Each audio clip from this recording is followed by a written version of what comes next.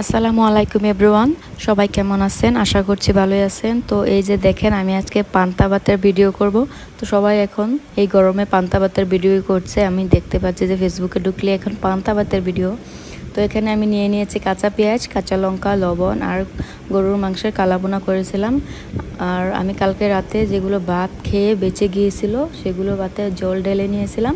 তো আজকে সকালে উঠে ভাবলাম আমি একটা পান্তা ভাতের ভিডিও করে নিই। ইদানিং সবাই তো করছে পান্তা ভাতের ভিডিও এই গরমে। কত যে গরম এখানে, আপনাদের এখানে কত গরম কমেন্টে জানাবেন।